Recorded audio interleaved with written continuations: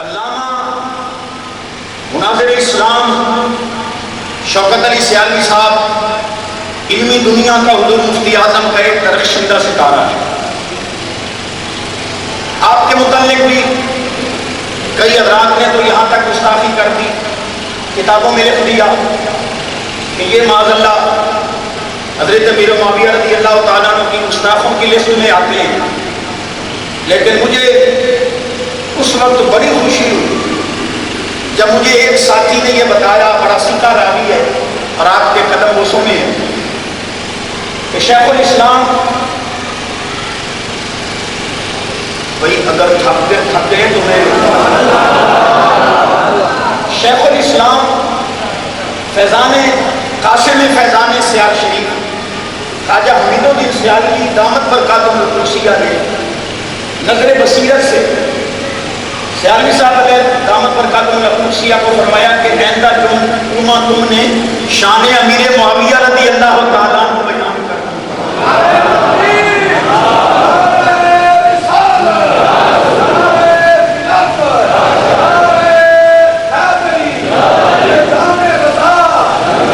صرف محبوب کے متعلق پڑھ رہا ہوں.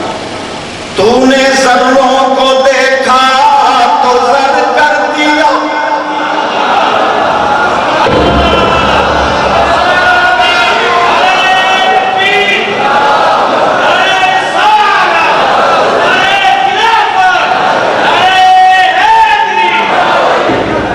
میں مجبوریاں سمجھتا ہوں. تو نے ذروں کو دیکھا تو زر کر دیا، تو نے قطروں کو دیکھا باہر کر دیا. 10 بجے سے پہلے ختم نہیں پڑا جائے گا اگر یہی سنا ملا ہے. حدیث طیب صاحب کی وہ انشاءاللہ خوش ہو رہی ہوگی. تو نے حبشی کو رشکے کمر کر دیا، الٹا سورج پھرانا. میری آنکھوں کو ہے دید کی آرزو، تیرے قدموں میں آنا میرا کام تھا، میری بگڑی بنانا. ہماری آنکھوں کو ہے دید کی آرزو.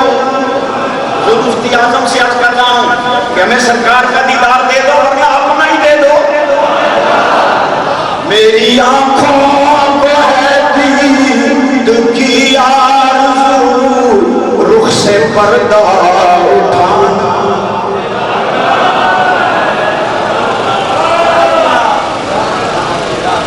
سیالوی صاحب دامت برکاتہ القدسیہ کے اس وقت لفظ تھے کہ جب شیخ الاسلام نے مجھے فرما دیا ہے تو میرے سینے میں شرح صدر ہے.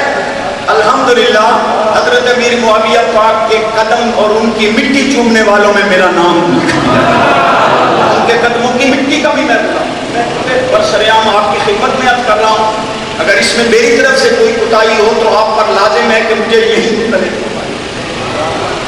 ورنہ میں بڑے چیلنج کے ساتھ عرض کر رہا ہوں کہ خبردار آج کے بعد کوئی آدمی یہ ذہن میں خدش بھی نہ رکھے کہ سیالوی صاحب حضور مفتی اعظم کے فیضان ہو کر بھی پٹل سے اتر گئے.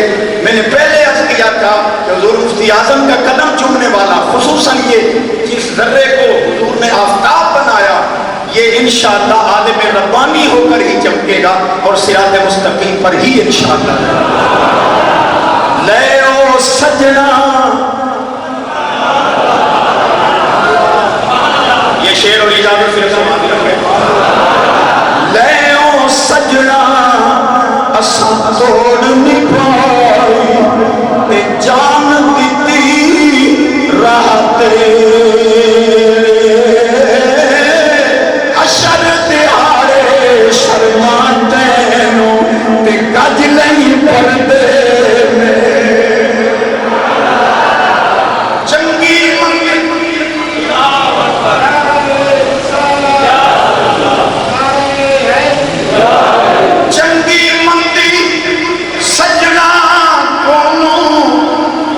شہواری ہو جاندی پر یار یاراں دا گلا نہیں کرے اصل فرید جتنا